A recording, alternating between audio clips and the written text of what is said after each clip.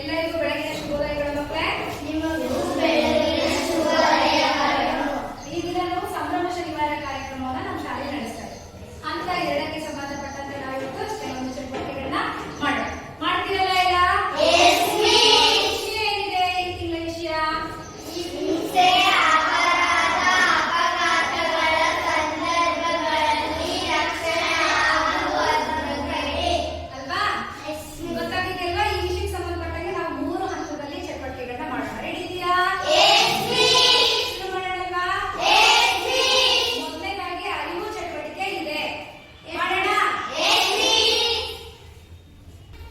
ಮಕ್ಕಳೆಲ್ಲ ಗುಂಪಲ್ಲಿ ಕೂತಿದ್ದೀರಲ್ಲ?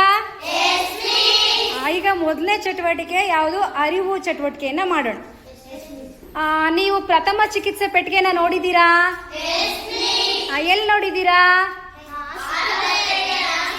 ಒಬ್ಬೊಬ್ಬರಾಗಿಲ್ಲ, ಆಸ್ಪತ್ರೆಯಲ್ಲಿ ನೋಡಿದ್ದೀರಾ, ಆಮೇಲೆ ಶಾಲೆಯಲ್ಲಿ ನೋಡಿದ್ದೀರಾ, ಆಮೇಲೆ ವೆರಿ ಗುಡ್, ಗೌರ್ಮೆಂಟ್ ಬಸ್ಗಳಲ್ಲೂ ನೋಡಿದ್ದೀರಲ್ವಾ? ಯಾಕೆ ಇಟ್ಟಿರ್ತಾರೆ ಅಲ್ಲಿ? ಯಾಕೆ ಇಟ್ಟಿರ್ಬೋದು?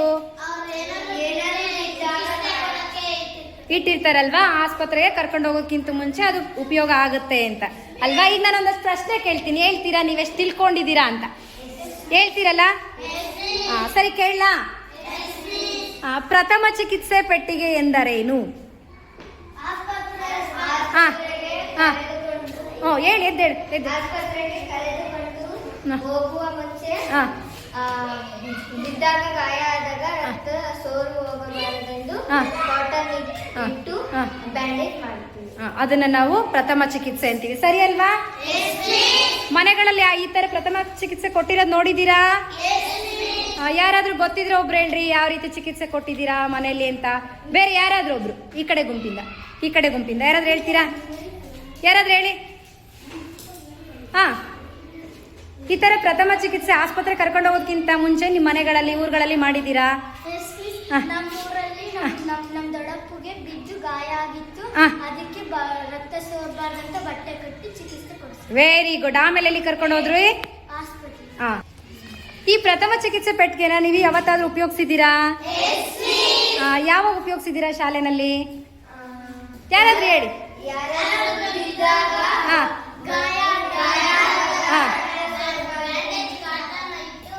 ಇದು ಮಾಡ್ತೀರಿ ಅಲ್ವಾ? Very good.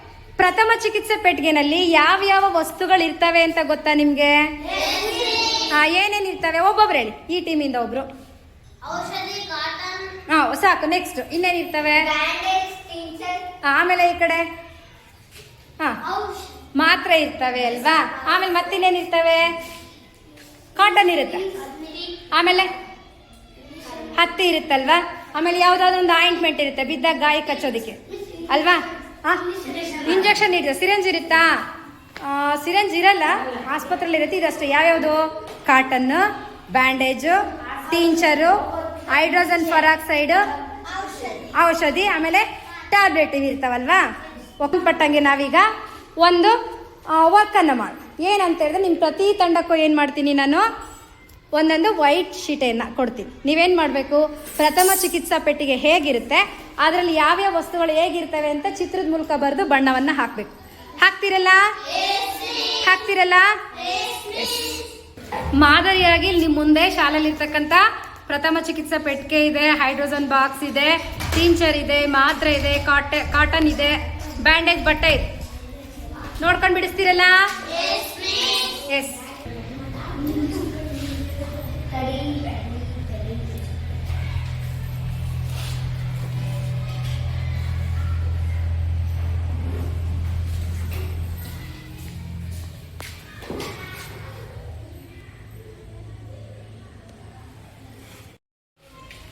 ಬರ್ದಿದ್ದೀರಲ್ಲ?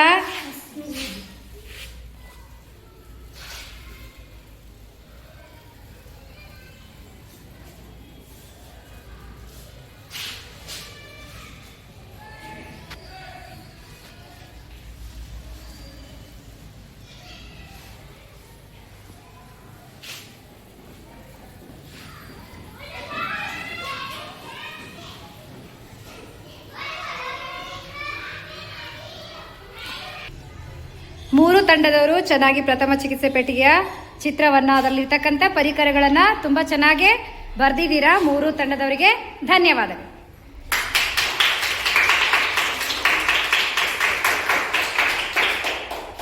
ಈಗ ನಾವು ಇನ್ನೊಂದು ಚಟುವಟಿಕೆ ಯಾವುದದು? ನೆಕ್ಸ್ಟ್ 2ನೇ ಚಟುವಟಿಕೆ ಮಾಡೋಣವಾ? ರೆಡಿನಾ? ಅಂದ್ರೆ ನಮ್ಮ ಶಾಲಾ ಮೈದಾನ ನಮಗೆ ಸುರಕ್ಷಿತವಾಗಿದೆಯಾ ಅಂತ ಒಂದು ಚಟುವಟಿಕೆ ಇದೆ. ನಮ್ಮ ಶಾಲೆ ನಮಗೆ ಸುರಕ್ಷಿತವಾಗಿದೆಯಾ ಅಂತ ಒಂದು ಚಟುವಟಿಕೆ. ಇದು ಅನುಭವ ಚಟುವಟಿಕೆ. ಇದನ್ನ ಮಾಡೋಣ. ಈಗ ಏನು ಮಾಡೋಣ ಅಂದರೆ ಹೊರಗಡೆ ಶೌಚಾಲಯ ಇದೆ, ಮೈದಾನ ಇದೆ, ಆಮೇಲೆ ತರಗತಿ ಕೋಣೆ. ಫಸ್ಟ್ ತರಗತಿ ಕೋಣೆ ಮುಗಿಸ್ಕೊಂಡು ಹೋಗೋಣವಾ? ಹಾಂ, ಎಸ್. ಈಗ ಈ ಕಡೆ ಬನ್ನಿ. ಈಗ ನಾವು ತರಗತಿ ಕೋಣೆಯನ್ನ ಸುರಕ್ಷಿತವಾಗಿದೆಯಾ ಅಂತ ಒಂದ್ಸಲ ಚರ್ಚೆ ಮಾಡೋಣ ಅಲ್ವಾ? ಈಗ ನೋಡಿ, ಡೆಸ್ಕ್ಗಳೆಲ್ಲ ಈ ರೀತಿ ನೀವು ಹಾಕ್ಕೊಂಡಿದ್ದೀರಾ ಅಲ್ವಾ? ಕುತ್ಕೊಳ್ಳೋದಕ್ಕೆ ಎಲ್ಲ ನೀವು ರೆಡಿ ಮಾಡ್ಕೊಂಡಿದ್ದೀರಾ. ಹಾಗಾದ್ರೆ ಈ ತರಗತಿ ಕೋಣೆ ನಿಮಗೆ ಕುತ್ಕೊಳ್ಳಿಕ್ಕೆ ಸುರಕ್ಷಿತವಾಗಿದೆಯಾ? ಎಸ್. ಆಮೇಲೆ ಇನ್ನೇನು ಮಾಡ್ಬೋದು ನಾವು? ಸುರಕ್ಷತೆಯನ್ನು ಕಾಪಾಡಬೇಕು ಅಂದರೆ ಏನೆಲ್ಲ ಮಾಡ್ಬೋದು, ಅಥವಾ ಯಾವ ರೀತಿ ತೊಂದರೆ ಆಗ್ತವೆ? ಏನೇನು ತೊಂದರೆ ಆಗ್ತವೆ? ಕ್ಲೀನ್ ಮಾಡಬೇಕು, ಇಲ್ಲಾಂದ್ರೆ ಡಸ್ಟ್ ಅಲರ್ಜಿ ಆಗುತ್ತೆ. Very good. ಆಮೇಲೆ ಅದು ಬಿಟ್ರೆ ನಿಧಾನಕ್ಕೆ ಓಡಾಡ್ಬೇಕಲ್ವಾ? ಏನಾಗುತ್ತೆ? ನೀವು ಜೋರಾಗಿ ಓಡ್ ಬಂದ್ರಿ ಅಂದ್ರೆ ಏನಾಗುತ್ತೆ? ಕಣ್ಣಿಗೆ ಪೆಟ್ಟಾಗುತ್ತೆ. ಇಲ್ಲಿ ನೋಡಿ, ಇಲ್ಲಿ ಈ ತುದಿಗಳೆಲ್ಲ ಇದಾವಲ್ವಾ ಡೆಸ್ಕಿಂದು, ಈ ತುದಿಗಳಲ್ಲಿ ನೀವು ಜೋರಾಗಿ ಏನಾದ್ರು ಬಂದ್ರಿ ಅಂದ್ರೆ ಕಣ್ ಬಿದ್ರೆ ಏನಾಗುತ್ತೆ? ತಲೆ ಬಿದ್ರೆ ಏನಾಗುತ್ತೆ? ತಲೆಗೆ ಏನಾಗುತ್ತೆ? ಪೆಟ್ಟಾಗುತ್ತೆ. ಕೆಲವೊಂದ್ಸಲ ತಲೆ ಓಪನ್ ಆಗ್ಬೋದು, ಅಂದ್ರೆ ಗಾಯ ಆಗ್ಬಿಟ್ಟು ಅದಕ್ಕೆ ರಕ್ತ ಎಲ್ಲ ಸ್ರಾವ ಆಗುತ್ತೆ ಅಲ್ವಾ? ಹೊಲಿಗೆಲ್ಲ ಹಾಕ್ಸ್ಬೇಕಾಗುತ್ತೆ. ಅದಕ್ಕೆ ನಾವು ಹೇಗಿರ್ಬೇಕು? ಸುರಕ್ಷಿತವಾಗಿರ್ಬೇಕಂದ್ರೆ ಓಡಾಡ್ಬೇಕಾದ್ರೆ ನೋಡ್ಕೊಂಡು ಓಡಾಡ್ಬೇಕು. ಆಮೇಲೆ ಡೆಸ್ಕ್ ಮೇಲೆಲ್ಲ ಹಾರೋದು ಮಾಡ್ತೀರಿ? ಇಲ್ಲ ಅಲ್ವಾ? ಹಾಗಾದ್ರೆ ನೀವು ವ್ಯವಸ್ಥಿತವಾಗಿ ನೀವು ಹೋಗಿ ಕುತ್ಕೊಳ್ಳೋದು, ಆಮೇಲೆ ಹೊರಗಡೆ ಬರೋದು ಮಾಡ್ತೀರಿ ಅಲ್ವಾ? ಗ್ಯಾಪ್ ಬಿಟ್ಟು ಹಾಕೋಬೇಕಲ್ವಾ? ಹಿಂದೆ ಹೋಗೋದಕ್ಕೆ ಜಾಗ ಬಿಟ್ಟು ಹಾಕೋಬೇಕಾಗುತ್ತೆ. ಈಗ ನಾವು ಇನ್ನೊಂದು, ನಮ್ಮ ಶಾಲಾ ಮೈದಾನ ಹೇಗಿದೆ, ಅದು ಸುರಕ್ಷಿತವಾಗಿದೆಯಾ ಅಂತ ನೋಡೋಣ. ಬನ್ನಿ.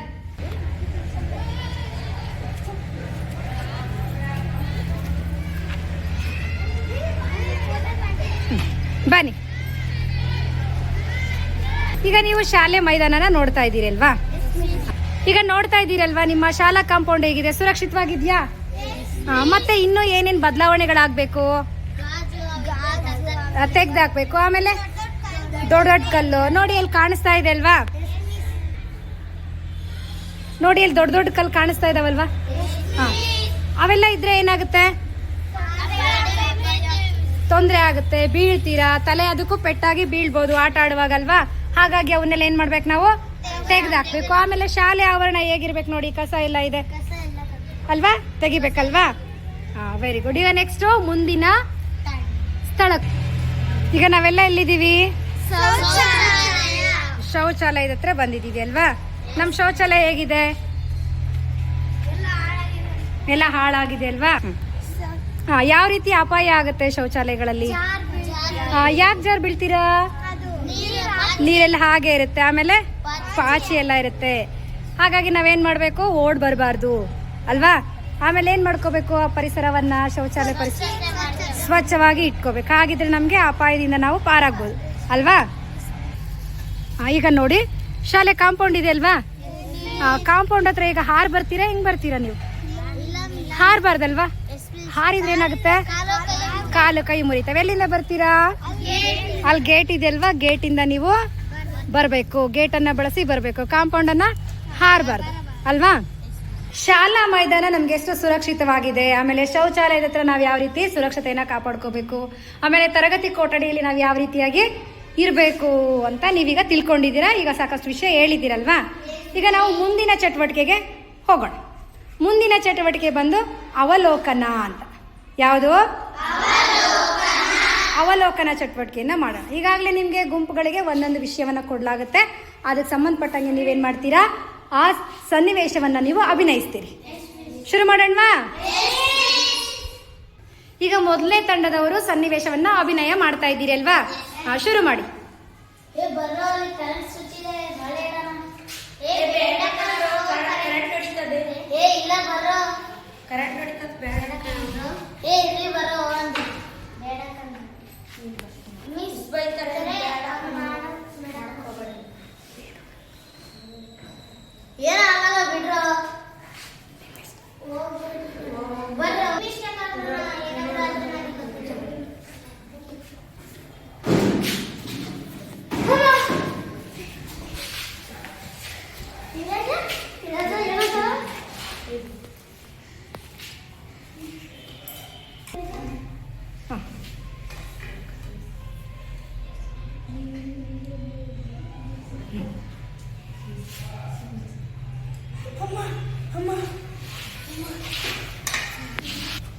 ಏನಾಯ್ತು? ಕರೆಂಟ್ ಹೊಡೆದು ಬಿಡ್ತು ಕಣ್ರ. ಅದಕ್ಕೆ ನಿನಗೆ ಹೇಳಿದ್ದು ಕರೆಂಟ್ ಜೊತೆಗೆ ಹೋಗ್ಬೇಡ ಅಂತ. ಅವತ್ತು ಸರಿ ಪಾಠ ಮಾಡಿ ಹೇಳಿದ್ರಲ್ಲ. ಇಲ್ಲಪ್ಪ, ಇನ್ಮೇಲೆ ಕರೆಂಟ್ ಸಾಸಕ್ಕೆ ಹೋಗಲ್ಲ. ನೀವು ಹೋಗ್ಬೇಡ್ರ ಕಣ್ರ. ಸರಿ, ಚಪ್ಪಾಳೆ ಬರ್ಲಿ. ಈಗ ಗೊತ್ತಾಯ್ತಲ್ಲ ವಿದ್ಯುತ್ ಜೊತೆ ನಾವು ಆಟ ಆಡಬಾರ್ದು ಅಂತ ಗೊತ್ತಾಯ್ತಲ್ಲ. ನೀವು ಆ ಥರದ ಪ್ರಯತ್ನ ಮಾಡ್ತೀರಾ? ಓಕೆ, ಈಗ ಮುಂದಿನ ತಂಡವನ್ನ ನಾವು ಸನ್ನಿವೇಶವನ್ನ ಅಭಿನಯ ಮಾಡೋದಕ್ಕೆ ಸ್ವಾಗತ ಮಾಡೋಣ. ಅಕ್ಕ, ನನ್ನ ಪಟಾಕಿ ಐತೆ, ಬರ್ರಿ ಹಚ್ಚೋಣ. ಬೇಡ ಕಣವ, ಹಂಗೆಲ್ಲ ಹಚ್ಬಾರ್ದು ಅಗ್ಲತ್ತಲ್ಲಿ. ಇಲ್ಲಿ ಬರ್ರಕ್ಕ ಹಚ್ಚೋಣ. ಬೇಡ ಕಣವ, ಮಿಸ್ ಬೈತಾರೆ. ನಾನು ದೀಪಾವಳಿಗೆ ಹಚ್ಚಿನಿ, ಬರ್ರಕ್ಕ ಇದಾದು. ಅಯ್ಯೋ, ಹಂಗೆಲ್ಲ ಹಚ್ಬಾರ್ದು ಅಗ್ಲತ್ತಲ್ಲಿ. ದೊಡ್ಡರ ಜೊತೆ ಇದ್ದಾಗ ಮಾತ್ರ ಹಚ್ಬೇಕು. ನಾವು ಸಣ್ಣ ಸಣ್ಣವರೇ ಹಚ್ಬಾರ್ದು ಕಣೋ. ಏನಾಗಲ್ಲ, ಬರ್ರಕ್ಕ ಹಚ್ಚೋಣ. ನೋಡಿ, ನಾವ್ ಏನಾನ ಆದ್ರೆ ಇಲ್ಲಿ ಬರ್ರಿ, ಏನು ಆಗಲ್ಲ, ಹಚ್ಚೋಣ. ಶಬ್ದ ಬರ್ತದ ಕಣೋ. ಇಲ್ಲಿ ಬರ್ರಿ ಹಚ್ಚೋಣ. ಹುಷಾರು ನೋಡು, ನಿಮ್ಗೇನಾದ್ರೂ ಆದ್ರೆ ನಾವು ಗೊತ್ತಿಲ್ಲ ನೋಡು. ಇಲ್ಲಿ ಬರ್ರಿ ಹಚ್ಚೋಣ.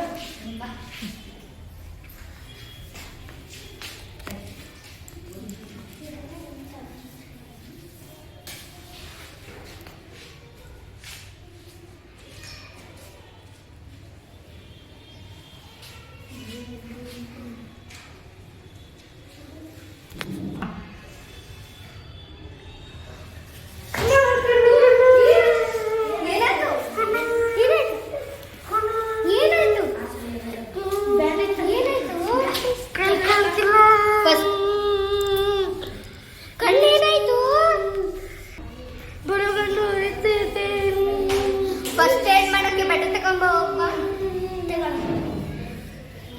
ಕೈ ತೆಗಿ.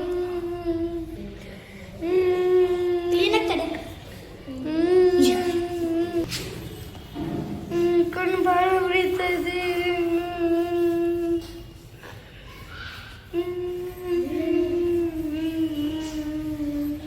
ಬೇಡ ಅಂದ್ರೂ ಕೇಳಿಲ್ಲ ನಿಮ್ಗೆ. ಮಿಸ್ಸು ಬೈತಾರೆ, ಮನೆಯವರು ಬೈತಾರೆ, ಎಲ್ಲರೂ ಬೈತಾರೆ. ಇವಾಗ ಆಸ್ಪತ್ರೆಗೆ ಹೋಗೋಣ ಬಾ. ಬೇಡ ಅಕ್ಕ, ಅಮ್ಮ ಬೈತಾರೆ. ಬಾ ಹೋಗೋಣ. ಬೇಡ, 20 ಪಟಾಕಿ ಸವಸ ಹೋಗಲ್ಲ. ಬಾ, ಹಾಸ್ಪಿಟಲ್ಗೆ ಹೋಗೋಣ.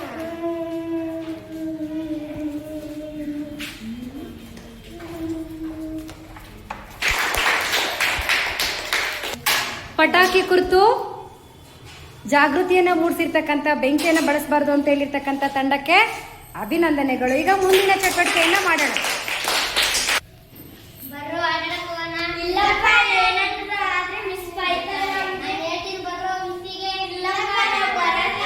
ಬರ್ರೋ, ಆಡಕ್ಕೆ.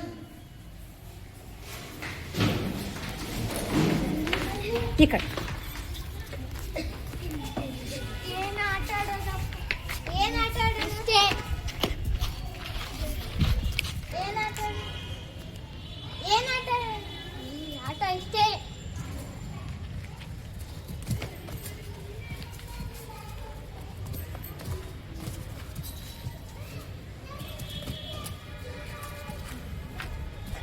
ಇಲ್ಲಪ್ಪ, ನಮಗೆ ತಲೆ ನೋಯ್ತದೆ, ನಾವು ಬರಲ್ಲ.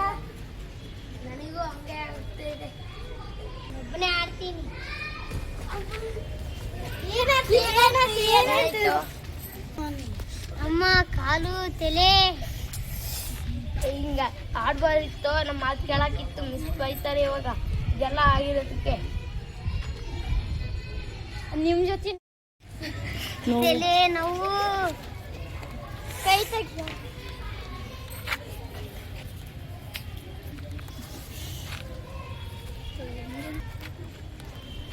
ಅದಕ್ಕೆ ಹೇಳೋದು ಆಡ್ಬೇಡ. ಅದಕ್ಕೆ ಹೇಳೋದು ಆಡ್ಬೇಡ ಅಂತ. ಬಾ ಹಾಸ್ಪಿಟ್ಲಿಗೆ ಹೋಗೋಣ.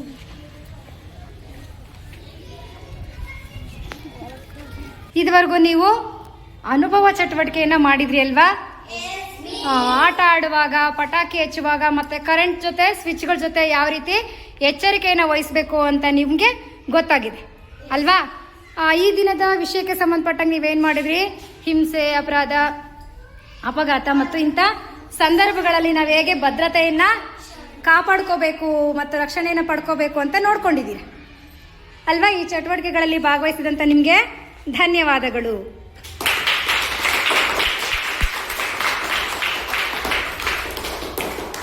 ಈಗ ನಾವು ಕಾರ್ಯಕ್ರಮದ ಕೊನೆಯ ಹಂತಕ್ಕೆ ಬಂದಿದ್ದೇವೆ.